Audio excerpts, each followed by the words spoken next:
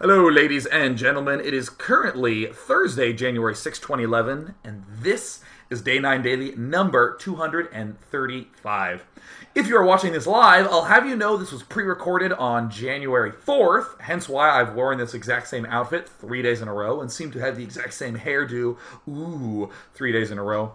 I promise you, I bathe. Everything was recorded on the night of January 4th because of the fact that I will be in Las Vegas Wednesday, Thursday, Friday, and Saturday working at the Super Micro booth at CES. So definitely stop by, and even if I'm not there, let them know you stopped by to High Five Day 9, and they will pass the high five on forward to me. So, in usual dailies, I analyze replays and do all that good jazz. Today, I want to do something a little bit special. I want to play through a very brief, very cool, simple, straightforward, but very fun Zerg versus Zerg opening. We're going to play through it twice, do 2 deviations, but first, we have to have a little bit of a plan as what we're going to do. So the course of this daily is talk about the build, do a little bit of a plan, play through it once with one variation, play through it again with another variation, and end this bad boy so I can go to bed and then wake up and go to Burbank. Anyways, so first, I want to note that Fun Day Monday is next week going to be about the Nidus Worm. If you are a Zerg player, please submit a replay of you only attacking your opponents via Nidus Worms. That is, you cannot walk from your base to his base. You must Nidus Worm your way there. And there's the additional restriction that at one point in the game, you must be building 2 Nidus Worms simultaneously. Oh, the excitement that can occur there. So, with that out of the way, let's talk about Zerg versus Zerg. So, first of all, I think most people perceive Zerg vs. Zerg as Zergling, Baneling. And there you go. You now understand Zerg vs. Zerg.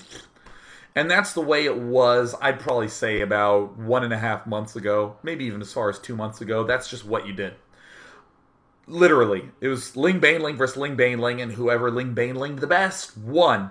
Then we started to see some real shifts in GSL 3, where a lot of Zerg players were opting to get more and more and more roaches early on. Most notably, there were some games where a Zergling Baneling player would bust in, kill off tons of drones, and the roaching player would just counterattack and win with like 4 drones mining. He would have 6 roaches, he would attack, and the Zergling player would lose, given lackluster production. So then people started to kind of say, okay, well, if it's not just Ling Baneling, maybe it's Ling Roach Baneling? But kind of what ends up happening is people will finish their pool and then get the Roach Warren. And it turns into the same style of Ling Baneling before. It's us hurling armies at each other. And the thing that seems to win the game is little tiny subtleties like, well, I went 15 gas, 15 pool, and he went 15 gas, 14 pool, so I had the 1 drone better economy, so I won a little bit. And that can feel maddening. Jeez, I almost knocked a glass over. You saw true fear on my face. Oh, glass, you are going on the safe side. Whew! I've broken like 4 glasses during dailies, for the record. My roommates are getting angry at me because I keep like ruining all the glass stock in the house. But anyways, as a Zerg player, this can feel maddening because it feels like there's nothing to do. It feels like there's no change. It feels like this rote, redundant, garbage, ZVZ in, ZVZ out. And people will experiment a little bit. They'll do things like, all right, you're going 1 base roaches with hatchery. I'm going to go 1 base roaches with a hatchery, but I'm also going to get an Evo chamber, and I'm going to get a +1 attack. And by the way, when I said hatchery in those cases, I don't mean a second hatchery. I mean you stay at hatch tech. You stay at hatch tech and go 1 base roach, but I get a +1 attack upgrade. And then, but you still end up in this goofy situation where it is like, I attack with my roaches right before your +1 gets done, so I won. And then you waited until your +1 attack was done and you attacked me, so you won. It feels not fun. So, I'm going to propose this very cute little opening. It's not an early expand opening. It's a largely 1 base, expand a lot later style of play.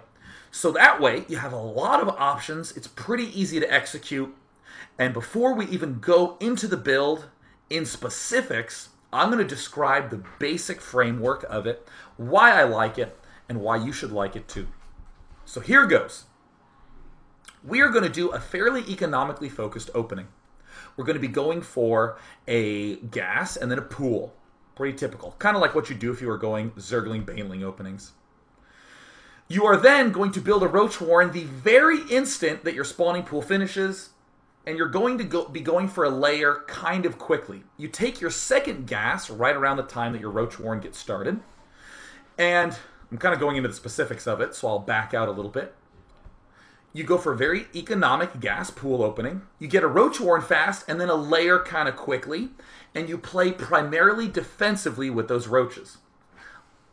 So the roaches, in other words, are the stepping stone for you to get your layer finished. They allow you to get your layer finished.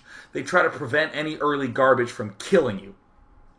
And then once you're at layer tech, all the layer tech options is going to be our playground. Spire tech. Overseers to contaminate his hatch and deny his production and prevent the larva vomits from working. Speed for the roaches. Getting the burrow tech for the roaches. Not so much the burrow movement, but just the burrow in general. Generally not Hydralisks. And you know what? I'm going to throw Hydros Infestors out completely. And let's just talk about these four. Spire, Overseers, Roach Speed, and Roach Burrow. This is what is going to be our playground. So, I want to talk about that. Ow, crap, sorry, I just hurt my finger. Gosh, everything's going wrong on this side of my table. I guess I should be leaning on this side. So let's start to talk about a little bit of what we can do with that playground. I'm going to do the most basic variant of this. We do our little economic opening. We get some roaches out to help us stay alive. We get a second gas up because we're going to need our gas pretty early. And then we get our spire very quickly. Cool. What happens in our opponent's head? Well, he sees us getting a fast layer. He sees us playing kind of defensively. Sometimes he'll suicide in and see a spire. And he's going to go, uh-oh, I got to worry about air. So he's going to begin making a lot of anti-air type things, perhaps spore crawlers. More generally, he'll be making queens or even hydralisks.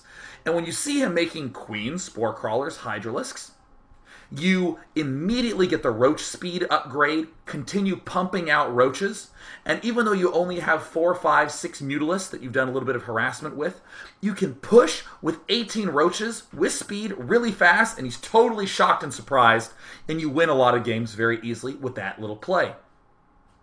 Let's say, for instance, you're going for your layer tech.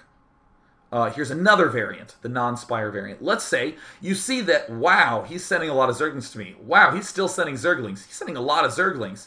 Oh my god, now there's roaches coming. Uh-oh. When you see this, just do the intuitive thing.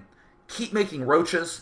Right when your layer finishes, you can get the burrow upgrade, because again, if he comes in with a bunch of roaches, you can just do some burrow, unburrow micro, and get 2 or 3 overseers. Generally 2 is how much you'll have gas for. And then what happens is he tries to do his one base all in because you have good positioning. You'll feel a little scared for a moment, but then what happens is you start contaminating his hatch. And his production starts to falter, and then you can push out with your huge amount of roaches with speed and burrow and do a bunch of damage. Those are the 2 ones that we're going to be investigating today. And we're going to see some problems that will arise and all that good stuff. But you're kind of starting to see how, all right, well, you know, let's say he early expands and he's making a lot of queens for air defense.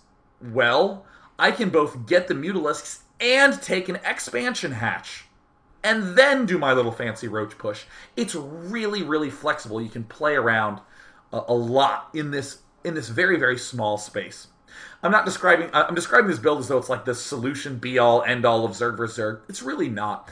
It is a way for you to play Zerg vs. Zerg in a fashion where you have a lot of options, a lot of stuff you can play around with to break away from this obnoxious garbage of just Zergling Baneling all the time and Hatchtech Roach all-in all the time. The last thing that I want to note before we dive right into the game. You heard me say that the layer tech area, that's your playground. That's where you're going to be doing a lot of fancy. I'm going to start with this and transition into that and do a little bit of this and pull back in this scenario. Going to be doing some contaminate with overseers. Watcha. All that's great, but the always huge issue is getting there. Staying alive and making sure we don't die to something dumb.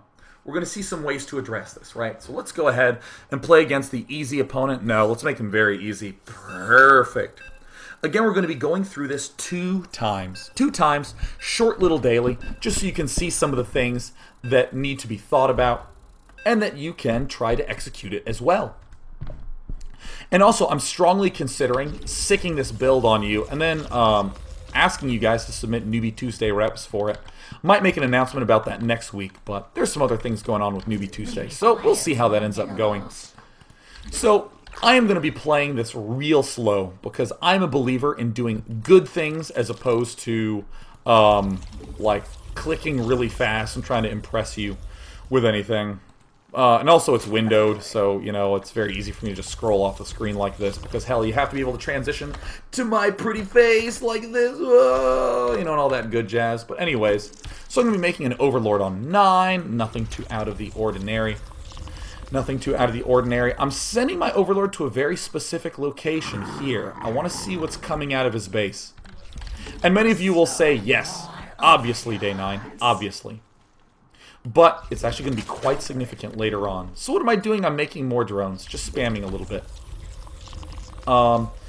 And I am actually going to pause it for a moment. Does it really give me 2 timeouts remaining? Like the computer really cares? I'm going to direct your eyes to the mini-map. I want one Overlord there outside the front of his base. And a lot of people will go, yeah, so you can see what's coming out. And they say that. They say, oh, let's see what's coming out of his base. But you know what they don't do? Look at that Overlord all the fucking time, right? You have that Overlord hotkeyed. I'm going to have him hotkeyed as 1. Maybe later I'll have him hotkeyed as 2 or 3. I don't know, but he'll be hotkeyed, and I'll be hitting that bad boy all the time. It's like 1-1. Anything coming out? How much is coming out? At what intervals are they coming out? I want to keep a hawk's eye on that, because that is my real source of information. You've also probably heard me talk about the concept of scouting the front. Not always will be able to scout into the back of his base, but you can always walk a unit to the front of his base and see what kills you.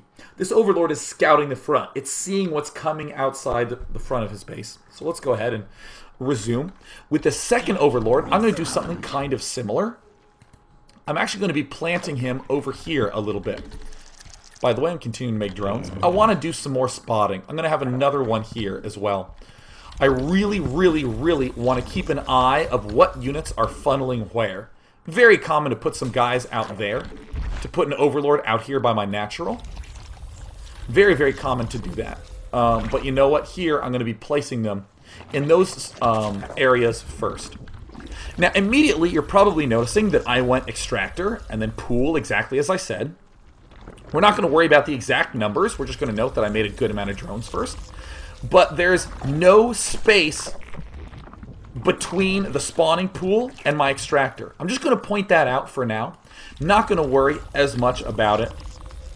A lot of times what you see players do is build an Overlord on 15 and then begin saving up larvae for when the spawning pool ends up finishing. So that way they can make 3 sets of Zerglings at once. I'm just going to make 1 set of Zerglings. Just 1. Just 1 good old set of Zerglings. This is the set that I'm going to be making, this guy right here. So here comes my 1 Zergling, there goes my Queen, and my Roach Warren immediately. You're probably noticing some similarities in this building placement to over here. You're noticing that, oh wow, yeah, it's a solid wall off.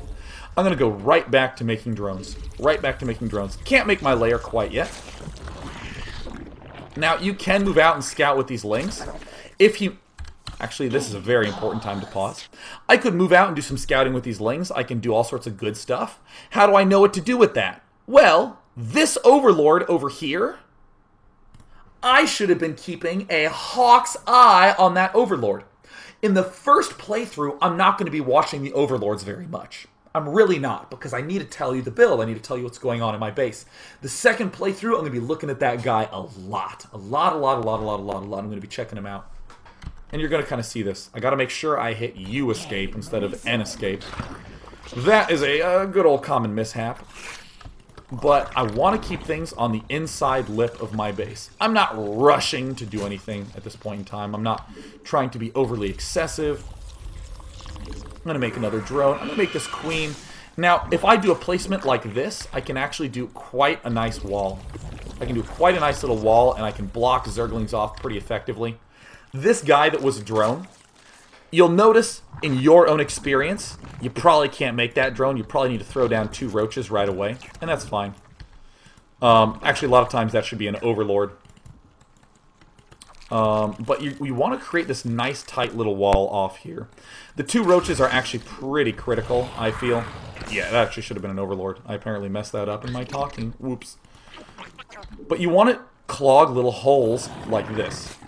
This is quite important to do. Until you have enough roaches to block this ramp effectively, you absolutely want to be having some sort of defense like this. Very few entries for Zerglings, and in particular Banelings, to make their way through. Now, in general, I make probably 5 to 6 roaches, and I create some sort of little wall off like this. So I'm going back and vomiting my larva. I'm going to be making a spire now. Now, what am I going to do? I'm going to go back to making drones. Just enough to get me by. How do I know I can make drones and that I don't need to do something like make roaches? Well, I've been looking here and looking here and looking here to get a good sense of what's coming. And of course, while I was telling you where I was looking, I didn't make an overlord. Talking and playing is not really my forte. I can either talk or play, but not both at the same time. Come on, more larvae. Yeah. Now, just a little micro trick that a lot of people don't really know about. A lot of times when people want to wall off this ramp, they'll do things like they will click here, and then click here, and then click here. And like if it's not quite straight, they'll try to like do this sort of thing. They'll try to right-click on the ground. I'm going to make some more drones really fast. And then I got to stop making drones because I need to save up for my mutalisks.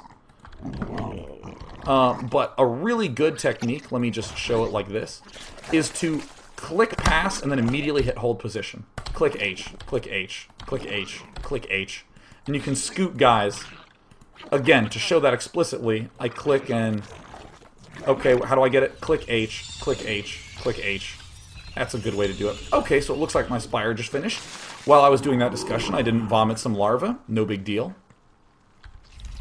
So I have some Mutalisks coming out. Ideally, he may have seen something like this. You're kind of starting to see now why I got this second geyser so early. My goodness, look at how low my gas is. Now, these 2 Zerglings could probably have gone around, and let's suppose for a moment that I see he has an expansion up. Oh, I'm going to get my roach speed, right? I'm going to take these guys, I'm going to go around, I'm going to kill off a whole bunch of overlords. It's a little hard to scroll because, again, I'm in windowed mode, right? We're going to go ahead and we're going to scout out for some overlords. All right, cool, I've killed some. He's really feeling the pressure. By the way, I always leave a little bit of a space here. These block the Banelings, and these guys are held back so they don't take damage from Baneling Splash. So I've killed some things off. Okay, I'm awesome. Now, I want you to note the way I control this with the interface. I'm going to maneuver these guys around. 1, 5, 1, 5, 1, 5. Uh-oh, I don't see any bar here. 5, 5, V, click. 1, 5, 1, 5, 5, SRR, 5, SV, 5, SV, 1, 5, 1, 5, 1, 5. Just hitting my 5 button so I can see the progress on my layer. 1, 5. You know, I actually generally hotkey this Roach Warren as 4, so I can be like 1, 5, 4, 5, 4, 5, 1. I'll be doing this faster in a real game because I can, you know, play faster than I talk. Oh, this Zerg's terrible! Oh, taking him down. And 5, uh-oh, don't see those larvae. We'll just happily click. And then what happens? And notice how pretty damn fast my Mutalisk got to his base, and then immediately thereafter, I am moving out with a huge speed roach force. And you can play it pretty intuitively from here. I move out with my speed roach force. I seem to have enough to be able to expand. Therefore, I do. Generally, whenever I'm attacking, I'm droning. Generally, whenever I play Zerg. Pretty common thing to do. You always want to find opportunities to drone in this matchup. Intuitively, I can play. I can now get another queen. I hit 5 and didn't see that there was any larvae there. My roach seem to be doing great until they kill themselves! But it looks like the computer took the win this time. Yeah, you know what? Pretty straightforward, pretty easy build. And it's intuitive. You saw that I messed up that Overlord timing the first time. No problem. I will try to repair it the second time. Again, the big issue is that whenever I'm trying to think about what I'm going to say, my hand's going to autopilot. No big deal. A lot of times this will happen to you too. Your hands will go into autopilot. You'll be hitting 5 SDDD, and then you'll go, oh crap, I should have made an Overlord. That's fine. Fix it next game. Fix it next game. Not a big deal, because you know what? We have a good framework. The build order, the exact timing of when the food things go down, not as important as this idea of when I hit layer tech, that's when it's going to be my playground. So let's go ahead and give it another shot and try to make it look a little bit more how it would look if I were playing in a real game. Whoops, don't want to. I'll just like invite Tristan and be like, what's up, dog? You're in a daily. Let's make him red because he is the villain. Thank God that they have a countdown to make sure that both the computer and myself are ready, despite the fact that I had to be the one to hit the start button. It's like, all right, I'm going to start. Oh, shit, I need to be ready. Thank God there's a countdown. All right, going to go send these at a leisurely pace. Going to send this guy to my money spot right here. Thank you very much. And whoopsie daisies, didn't hotkey my hatchery. All right, cool. I'm going to try to have a little bit better Overlord timing this game. Personally, in my experience with this build, I haven't really nailed down pat when I want my second gas to go down. Haven't really nailed that down. And you know what? Let's say that you don't like overlording on 9. Let's do the extreme version of a double extractor trick and then an overlord. Let's just give that a shot. Because again, I want to break everyone away from the idea of, oh, I gotta follow exactly what Day 9 did. Oh my god, oh my god. What did he do? Did I write it down properly? You know, just wing it, wing it. So, here's my double extractor trick. Cool, I'm at 12 of 14. I'll be making an overlord soon. There's the overlord popping out right now. Good. And now I have some dronies finishing, and somehow they end up rallying to the same patch. How dreadful. I'm going to be sending this guy to my usual money spot here. Again, if you really like sending your next overlord here because that helps you with your read on your opponent, that's fantastic. That's fantastic. Go ahead and do that. Go ahead and do that. Now, something that I didn't talk about last game that I'm going to talk about this game is this spawning pool placement. And I am going to pause it for this. So let me pause and not surrender. If you build it here, there is no crack here. Zerglings cannot fit through here. They can fit through this side, or they can wander all the way around and swing in on this backside. Likewise, you saw me build my Roach Warren here. Zerglings can only fit through here or around this underside right here. They cannot fit through this little crack. You heard me say you're going to have some problems getting to layer tech where you have that playground of Overseer, Spire, Roach Speed, and Roach Burrow. You're going to have some problems getting there. What's the best way to solve issues like early attacks killing you? Building placement. Why building placement? Because I'm not changing anything. What you don't want to do is you don't want to go, oh man, those Zerglings really are killing me early. Let me build a Spine Crawler. Let me build 6 Zerglings instead of 2. Let me do blah or blah or blah different. You want to say, my build I know works well later, so why change it? Well, maybe I can do something creative with building placement. And you'll find that this building placement is actually really, really good for holding off a variety of things. So I'm going to continue droning. Okay, so I see this overlord. Yeah, run! Run, motherfucker! Get out! Get out of my cavern! Got him! Alright, no reason not to have a little bit of joy when training strategies against the computer. I personally talk a lot of shit when I'm against the computer, despite being extremely mannered against 100% of my opponents. Except the computer, man. Guy deserves it. Okay, so I'm starting to really scout hard. I might do something like this, where I'm scouting to the side. Notice I'm going 5S, 5S, 1 5S, 1 5S, just to see when I have some available larvae. 1 5S, 1 5S. Oh, look, larva. Queen, Zergling, Roach Warren. Alright, so I'm here. I'm just kind of making sure. 1 SD, okay. And I'm gonna make my drone into a thingamadoodle a little bit later. Alright, I'm gonna make an overlord now. Alright, so I have my Zerglings out. Okay, I haven't really seen anything. He's gonna be 2. You're gonna be 3. 2. Okay, so I have my Zerglings out. Notice I'm spending most of my time looking at the minimap. I have my Roach Warren hotkeyed as 4. So that way I can get a good sense of when it's finished. 5S, 5S. Alright, there's my roaches coming out. Alright, good. 5S, 2, 5S. I have my Zerglings here. I've noticed them on the mini-map. I kind of see where they're going. And I want you to be here. Looks like I got my Overlord too early. No problem. Feel free to adjust. I'm going to put these Zerglings here and not worry about them so much. So, let's do some pretending, right? Let's do some pretending. One of our favorite things. Alright, you know what? Uh-oh. It looks like a decent amount of Zerglings was coming. By the way, I'm just gonna note something right now. We're about to hit 5 minutes. We're about to hit 5 minutes. Let's just note the game state at 5 minutes, because I will note something really, really big here. Let's say we see a whole bunch of roaches and Zerglings and Banelings coming up, like this sort of thing, and we're kind of like, yeesh. That's a lot of stuff, man. So we're going to end up kind of clogging here. Let's say the Zerglings we were unable to get control of our ramp. A lot of times, you'll be able to do it.